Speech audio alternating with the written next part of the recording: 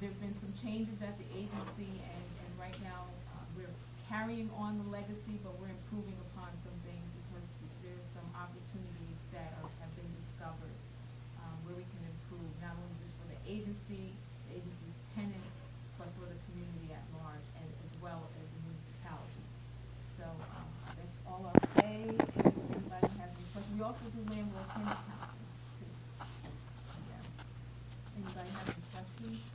I have a question. Yes. So, for, just to be clear, so all the affordable housing units is gonna go through Piazza? That application is gonna go through them? Here's what I'll say to that. Okay. Piazza and Associates is the affordable housing administrator. They process the application, the Right. preliminary applications for Montclair and every developer who has to adhere to the affordable housing guidelines that has set aside units that are required either for rent or for sale. So what happens is that there is a wait list that we all know about, and I could throw out some numbers, but I don't wanna do that. It's pretty long, whether it's for sale or for rent. And so a person would fill out a preliminary application on Piazza's website. And what, just today, for example, they're going to change the application for home pro because we've run across some issues. And that's gonna open up the door for some other opportunities of clarity, I'll say, for the preliminary application process. But a person would fill out the application, and on that application, they're stating their income. And so Piazza is basically taking a person at their word that they make X amount of dollars. And so they're processing them based off of that. They're not doing much vetting at that point. So it'll either be a for sale application, and it'll list several of the units in Montclair that are under his administration, which are also on the town website, and or it'll be for rent, 1 bedroom, 2 bedroom, or what have you. But I will say this, it's real important that if someone is filling out a Piazza application, they must specify where they want to rent, or where they want to buy, otherwise they'll go into a big pool and that kind of thing. Right, now, I understand the process because when someone comes to our agency, and when they're looking for housing for Piazza, whether it's Montclair, South Orange, Livingston, we always go onto the website to make sure that they fill out the application. I just know when I started working in this town in 2009, when for affordable housing, we used to go directly to Home Corp. It was a better relationship, especially for our clients, because we had that hands-on opportunity to work with our clients in the agency, and I just know when Piazza came through this process, it's sort of a disconnect.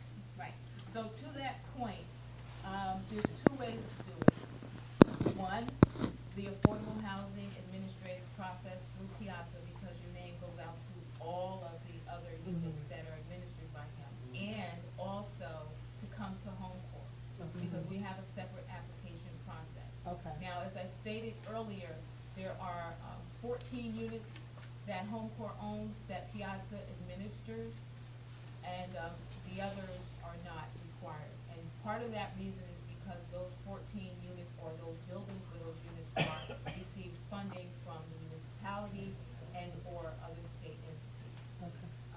So, it's kind of like a phase process. We make people, not make, we suggest people to do both. Right, okay. Yes. I have a question actually for Dr. Basketball as well. I'm wondering what the council's thinking is about taking the land that the town actually owns, the Wildwood, as mentioned before, I think they own something on New Street as well, and working with Home Corp, for example, and building affordable housing on those lots. Yeah, I'm not sure. Well, I know that according to the updated master plan, Wildwood and Main Street are areas of opportunity for affordable housing. So it's in there. We just have to move the process forward. And Okay. Home Corp is looking at those two again. She had a question, so I don't have to answer. Thanks, lady. Okay, I applied for Piazza like a year ago. I never heard from them. I called them to find out where am I, on the way to that they can answer the question. My other things, I just separated from my husband, so do I need to reapply for that, or it's just an update, and if I do update, then I'm gonna go all the way to the bottom again, or how that works? Whenever you apply for, Piazza, it's recommended to send a mail, what do you call it, US mail, so you can track that you sent it, registered receipt mail, and, I'm not sure why you were told they couldn't answer that question, because they answer the question when I tell people to call and confirm whether you're on the list or not. They told if me you- that, excuse me, Go they ahead. told me that I did apply for it. Oh, So they do confirmed. have my information. Okay. It's just that they can tell me how far am I on. That's because you go into a pool of names, and what happens is, for example, let's say you're on the list for Valley Bloom, okay? If there's a unit that becomes available there, you will be notified.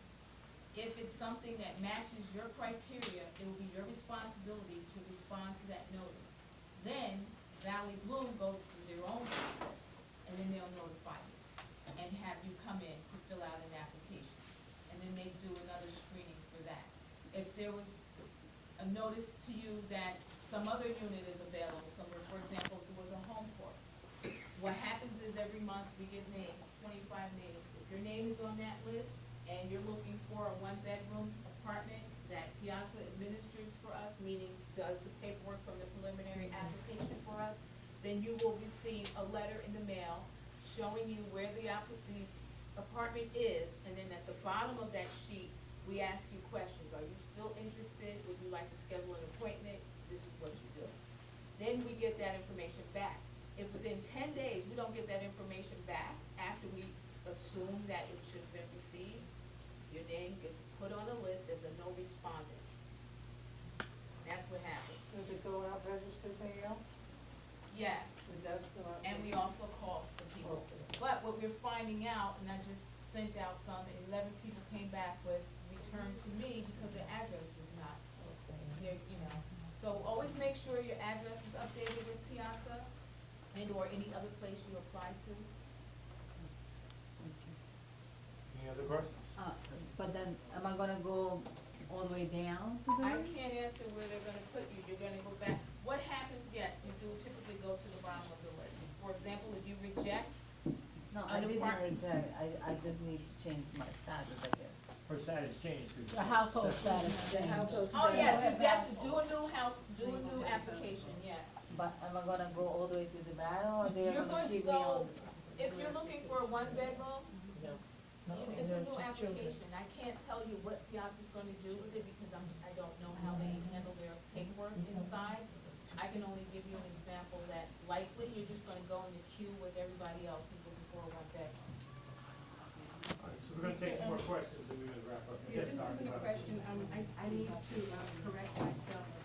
I said the, number for affordable housing was 20%, for the low affordable was 20%, it's actually 30% of the estimated area median income, and 50% for low income. And so I apologize, I didn't check it, and to give you an example, this is what they have for a family of 4, just so people understand these numbers are not like have no job.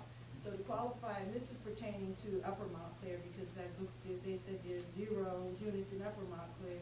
To qualify for low-income housing in Upper Montclair, a family of 4 would generally have to earn less than $44,850.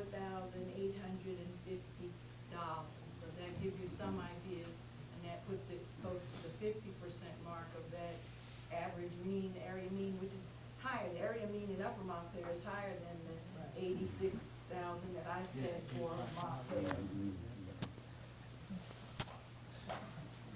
So, a lot of data came out today. I wanna thank our panelists for putting the time out. Yes, yes, sir. Just a final comment as well. Yes. And this is not the first and the last. I mean, we've done, jointly with the, Alice organization, the Justice for Justice. And, you know, I sat in on a couple of the panels there, so, you know, moving forward, I'll be a part of the subcommittee moving forward, so, you know, we definitely intend on, you know, having another forum at some point in time. Matter of fact, Councilman Vasco already talked about maybe something in the June timeframe, you know, we just have to, you know, work out the logistics, but, you know, this is an ongoing conversation. I must admit, you know, being a member of the NAACP, matter of fact, when Ms. Taylor was president, this goes back 8 years ago or something like that, we did a forum and we had about 5 people show up, so I'm pleased with at least an increase from what we did back in those days, okay?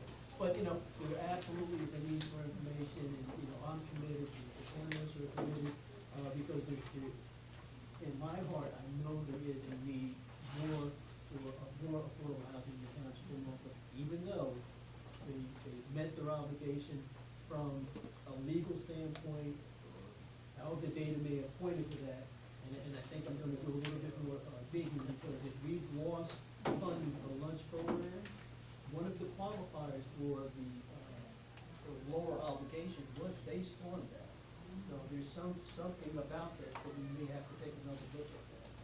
Definitely, we've done some more funding in that area. Any final comments?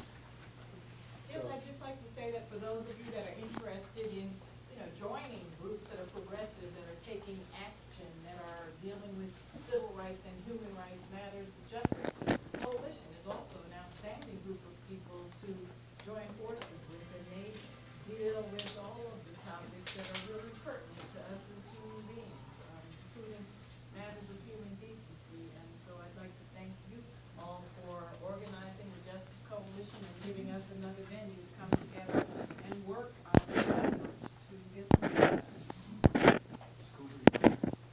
Now, I just wanted to offer my firm's services.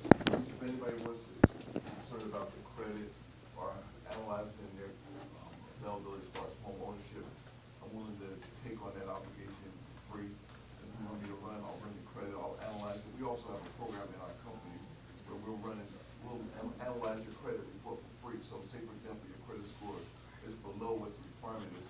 We'll analyze it for you and tell you exactly what you need to do in order to get it up to the level in which you make it bankable to get a mortgage or some other type of housing. So we'll offer that service for free. Just get my card, or if you know anyone else, and I'll do it for them as well. That's great. Yes. And, I just want to thank you and,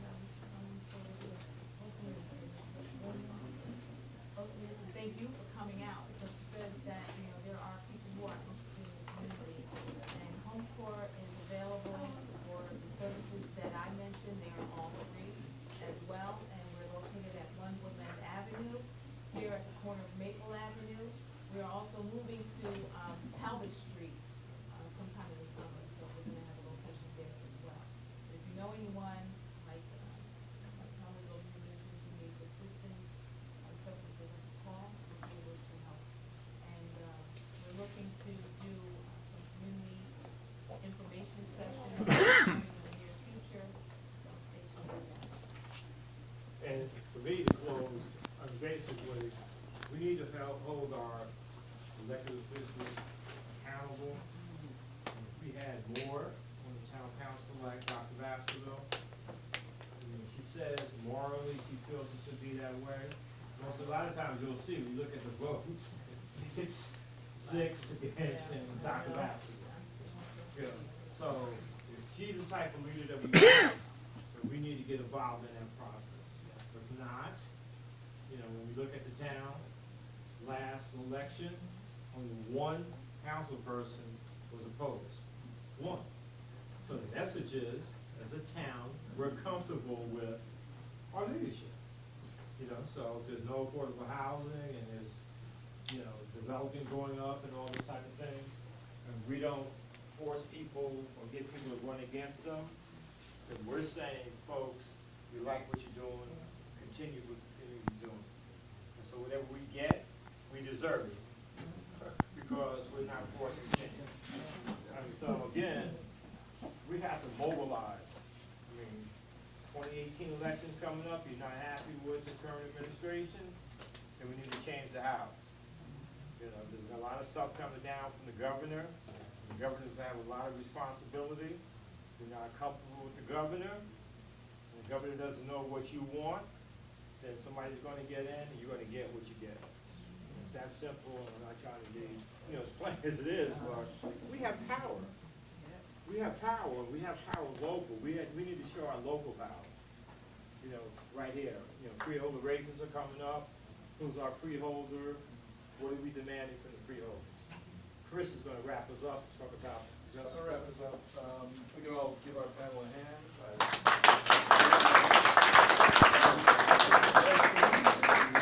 Hot pink sheet. Hot pink for a reason. Pick it up.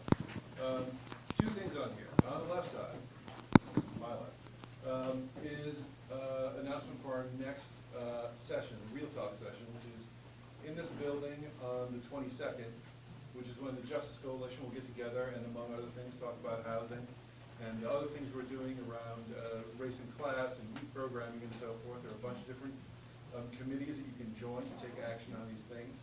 And then on the 30th, again in this spot, we're going to have our second community potluck, which the first one was a dry run, so if you weren't at the coalition, you didn't know about it. But now it's going public, and so we're inviting as many people as possible to get together, meet their neighbors, share some food, and just hang out together and interact with people who you otherwise might not meet.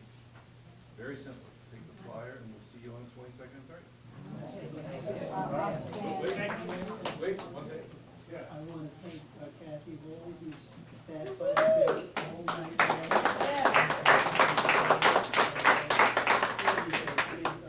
A committee member of the NAACP Housing Commission, also Freedom McLean, she's also a member of the we have a committee, we have people that we're working, so, and absolutely, I can never forget Councilwoman Bass, not only a committee member, but she's been the housing liaison for 8 years. 8 years, and in that period of time, I can count on one hand the other council members that came to our housing commission meeting. That's very important, and so she's always been positive about it, support. Appreciate it. Thank everybody for coming. Thank you.